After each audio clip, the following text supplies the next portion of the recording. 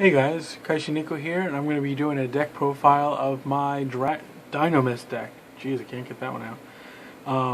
It's a fun deck. I just started testing it out today online and been doing a bunch of different builds.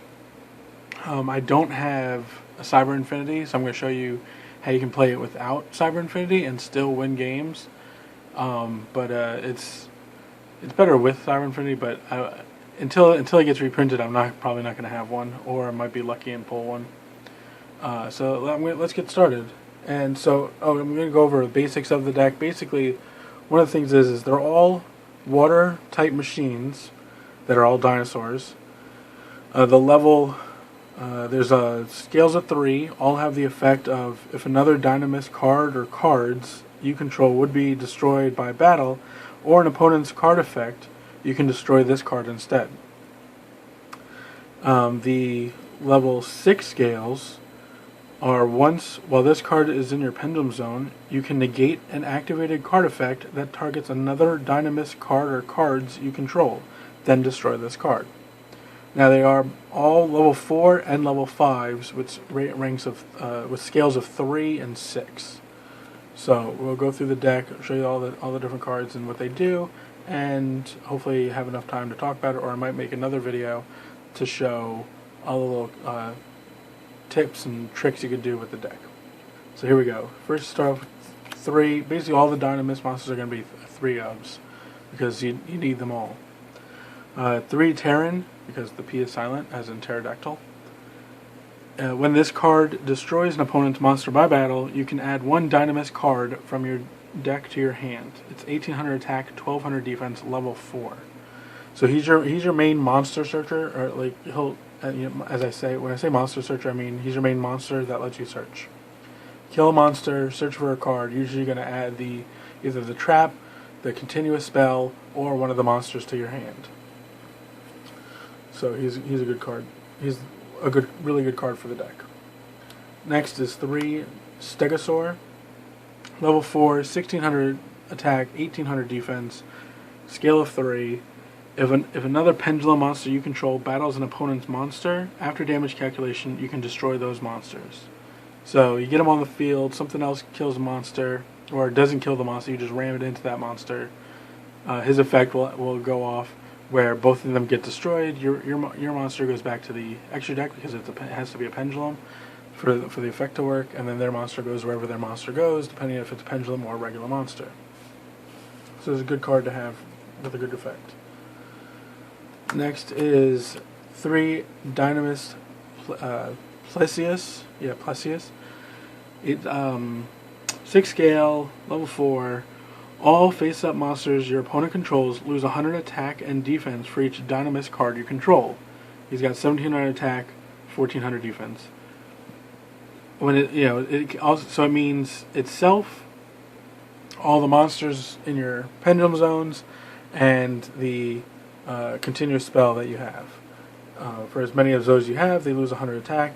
So let's say you have 4 monsters, 1 in each pendulum zone, and then the continuous spell, that's 7 cards, or 7 Dinomist cards on the field, they lose 700 attack. And then with the field spell, which doesn't have Dinomist in the name, it also boosts up your monsters by 300 attack and defense. Next is 3 Dinomist Rex. He's a really good card.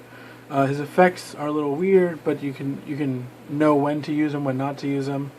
If you want to use his first effect, it's better to do it. Have him attack first, because I'll tell you about the effect.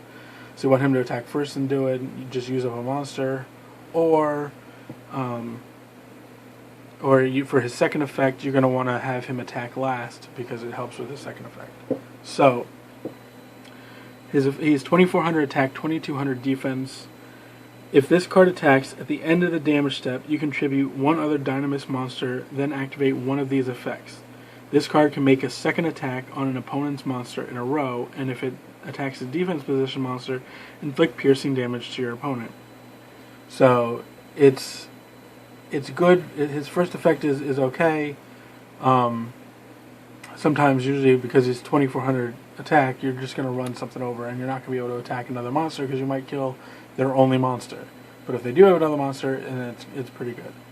But like I said, for his first effect, you want him to go first, but you have to tribute another monster. So if you had it's always good to attack with that monster, and then since you used up that attack with him, pop that monster, and then he can attack another monster again. His second effect is a little bit better. Shuffle one card from your opponent's hand at random, or their side of the field into the deck. This card gains 100 attack. So it's at the end of the damage step. You have to attack with it to be able to use the effect, but you bounce a card, from the field back to the deck, or from their hand back to the deck. So he's good with that. That card is good that effect is good because also the 100 attack stays. It doesn't. It's not until the end of the turn. Next is 3 Dinomist Brachion. If you do not control Dinomist Brachion in your monster zone, and your opponent controls a monster that has the highest attack on the field, even if it's tied, you special summon this card from your hand. He's 2,000 attack, 800 defense.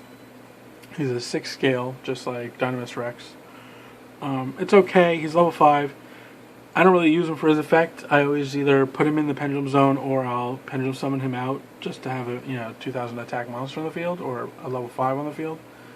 But I don't really special summon him with his effect. Next is 3 Dinomist Ceratops. He's a level 5, 3 scale, 2100 attack, 400 defense. If monsters you control are Dinomist monsters, if all monsters you control are Dinomist monsters, minimum of 1, and none are Dinomist Ceratops, you can special summon this card from your hand. It's an okay card. If you have another level 5 on the field, or even something smaller, and you want to bring him out, you can just bring him out as long as you have a Dinomist, special summon from your hand, so you don't have to use a pendulum summon. But in the next set, we get another Dinomist monster that I'm swapping this one out for. Is Dinomist Spinos, which is 2,500 attack, 1,800 defense. So his stats are better than him. Is also a level 5 and is also a 3 scale. But his effect, I think, is far better. You contribute one other Dinomist monster, then activate one of these effects. This card can attack your opponent directly this turn, so that's a free 2,500 damage. Or this card can make a second attack during each battle phase this turn. So Spinos is going to be a way better card to have than Ceratops. And the only reason why I swap out Ceratops and not Brachion is because it's a scale 3, level 5, which is what this is. So it basically matches the same thing. And since you can always pendulum summon anyway, you don't really need his effect to special summon him if all the monsters you control are Dinomist. So that's it for the monsters. There are 18 of them. So next is the spells, which is 3 Dinomist Charge. This is the search card of the deck. Sort of like a 10 key, like Fire Information 10 key. When it's activated, when this card is activated, add 1 Dinomist card from your deck to your hand. Once per turn, if a Dinomist card or cards is added from the field to your extra deck, face up, add one of those cards to your hand. You can only activate 1 Dinomist charge per turn. So it's a really good card. Search out any of the monsters that you need, and then if they would leave the field, if it just goes to the top, right? Yeah, if it goes from the field to your extra deck, you can then add it to your hand. It's a mandatory effect to add it to the hand. It's not optional, so it'll always go off. Of course, if they MST it when you go to activate it, you won't be able to search, that whole thing. But it's a mandatory effect, so you're going to have to take it. Now, if you have them stacked, if you have 2 on the field, or even all 3 on the field, and 1 card goes, all 3 of them go off at the same time. So it was 1, 2, 3. So you only add 1 of those monsters that was sent to the extra deck to your hand, but you lose the ability to use the other 2 for the rest of the turn because they are mandatory. They all go off at the same time. So that's why it's good, but yet it has its drawback. And I think they did that because there are so many times that you can keep sending the monsters back to the extra deck that you would be able to use all 3 throughout a turn if you were allowed to, but since they all go off at the same, if it was optional. but since they all go off at the same time, you only get their effects once, but you're still able to do many things with it. Next is Wavering Eyes. This is one of the cards that pair with this card so well. With the Wavering Eyes, everybody knows what it does. You destroy a number of pendulum monsters on the pendulum, cards in the pendulum zones, and then you do different things. If it's 1 or more, inflict 500 damage to your opponent. 2 or more, you can add a pendulum monster from your main deck to your hand. 3 or more, you banish 1 card on the field. 4 or more, add a Wavering Eyes from your deck to your hand. Good card. So basically, you have, these 2 on the field. Let's say you have other monsters in your hand, but you don't play them yet. What you do is you play Dinomist, charge, search your deck for something, play these in your zone, play Wavering Eyes. These go to the grave. You then get to search your deck for a pendulum monster, so you're going to add another Dinomist to your hand. Then you add, because of Charge's effect, you add one of these back to the hand, so you're going to want to search for the opposite scale of whichever one you want to take.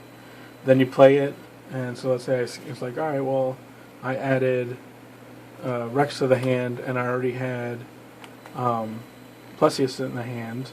I can then play Plesius, and then I go, alright, Pendulum Summon, boom, 2 level 5s right there. And then now I can either overlay into something, or just attack with them, or do whatever, do whatever you want with them. So that's why Wavering Eyes in this deck is really good. It works perfectly with this deck. Next is the field spell, Dynamic Power Load. All Dinomist monsters on the field gain 300 attack and defense. If a Dinomist monster you control battles, your opponent cannot activate cards or effects until the end of the damage step. So if they go to attack your monster or you go to attack their monster, they can't do anything. So it basically turns all your Dinomist monsters into like Armidus or Fluffle or Fright for Sheep's effect, which is really nice. And then, of course, they get the attack and defense boost of 300, which with Plesius on the field, and then which is lowering your opponent's monster's attack, makes all your monsters really strong. So it's a really good card to have. Only thing is, there's nothing to search it out with. You have to use terraformings. So I run 2. I'm thinking about maybe trying to throw in a third one, but the deck is already at 41 cards. So having the 2 works, but sometimes doesn't. But yeah, it's needed for the deck. You need to have it to really just destroy your opponent. 2 Twin Twisters, because it's a staple. You want to pop your opponent's stuff, so Twin Twisters are really good. And the cards that you send with it, if you send one of the monsters, there's ways to get it back. Limiter removal and a Regeki.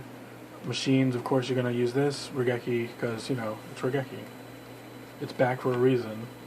Been back for a reason. Next is the trap card. Special summon 1 Dinomist monster from your deck, and if you do, it is unaffected by other card effects. Also destroyed during the end phase. You can only activate 1 Dinomist Rush per turn. Good card. Brings out any monster that you want from your deck. So you can bring out a Rex, which is at 2,500 attack. Stuff like that. It's unaffected by other cards. I've had people, when I bring out the monster, go into Castell and try to bounce it, and it's like, it's unaffected. It's like, you can target, you can waste it, but it's unaffected. So they just don't know, because this doesn't stay on the field. This goes to the grave. So if they don't read, then they don't know. But then again, also with Dinomist Charge, the end of the turn, when Dinomist Rush's effect pops the monster, if you have a Dinomist Charge on the field, it'll just add it back to the hand. So it's really good. Also, with Torrential, you can play Dinomist Rush, then play Torrential when the monster comes out. Dinomist Rush had that monster unaffected by other card effects, so Torrential will just not kill that monster. It'll kill your opponent's monsters. And then but it won't benefit, the monster brought out with Dinomist Rush won't benefit from the field spell. So, next up we have saying about Twin Twister, sending monsters to the graveyard. You're also going to send monsters to the graveyard by detaching materials. Pendulum Reborn. This card, I don't know if anybody's really realized the potential of this card. It is good, and it is powerful. You special summon one face-up pendulum monster from your extra deck or one pendulum monster from your graveyard. So play Twin Twister, goes to the graveyard. It's like, alright, Pendulum Reborn, I can bring it back. And then, because now it's on the field, if it gets destroyed, it'll go to the graveyard. It'll go to the top of the extra deck. So I can just pendulum summon it again. Or it's a quick way to, if I miss that one other monster and it's in my grave, pendulum summon, bring it out, overlay into something. It's a really good card. And then next up are the one-ofs, of course, was Torrential, Stormy Mirror Force, Bottomless Trap Hole, and a Solemn Warning. I don't have Solemn Strikes, so I'm not using that.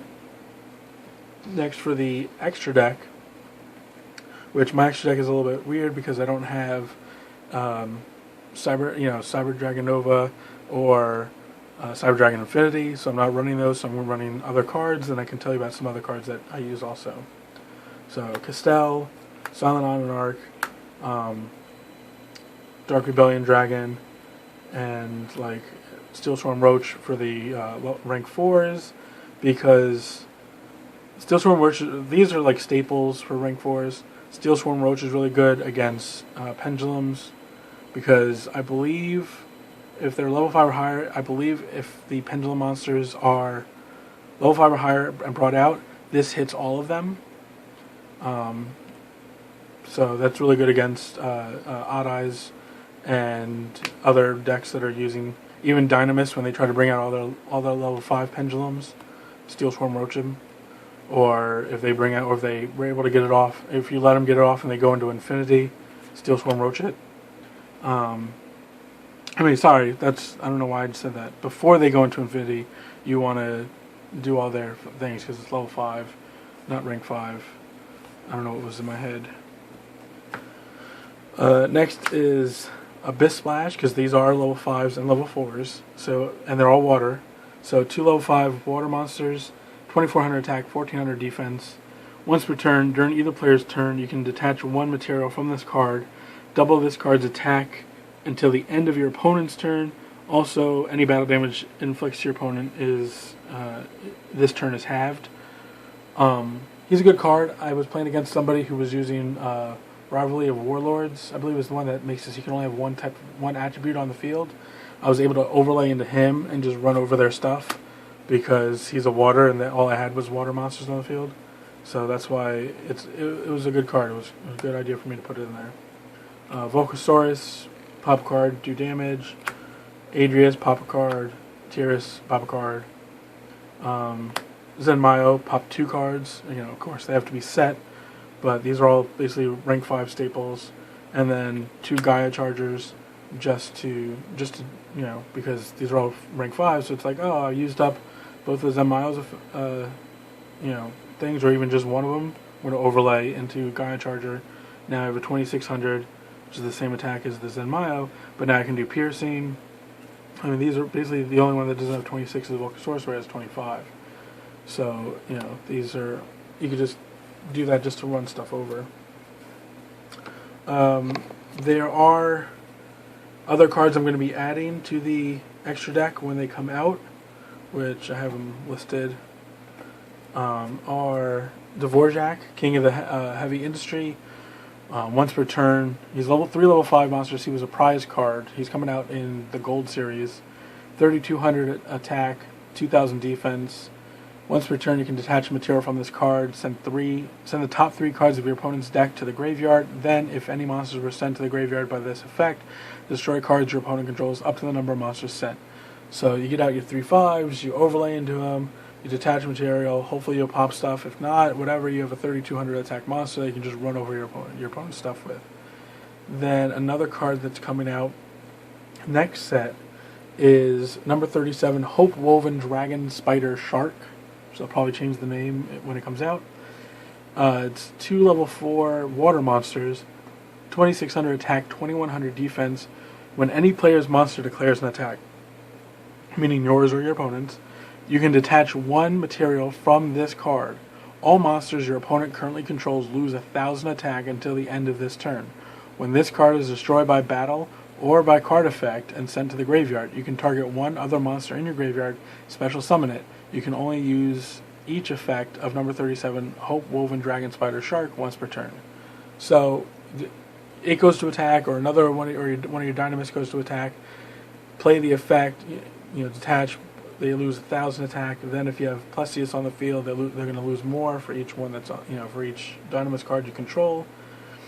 Run over their stuff. If number 37 goes to the graveyard, either destroy by battle or card effect, you then get to add one of the Dynamists that were, or special summon one of the Dynamists that were in your graveyard from using it as materials back to the field. So you don't really lose much with him. So that's why he's a good card to have. Other cards I'm thinking about putting in the deck, or at least siding, of course, are Light Imprisoning Mirrors, Shadow Imprisoning Mirrors, because they're you can run 3 of them since everything is water in this deck, because you can beat down people without having to exceed summon even with this deck. So running those to just shut down other decks is really good. Also Royal Decrees, because you don't really run that many traps, so you can always swap up certain traps out for the Royal Decrees if you're going against like a chain, like a Counter Fairy deck. Or you can also do Pendulum Storm, because even with Waving Eyes, it's just like that, where you can destroy all the Pendulum monsters on the field, Pendulum Zone monsters on the field, and then destroy a spell or trap card your opponent controls. And if you have Dynamist Charge on the field, you're going to get one of your monsters back to the hand.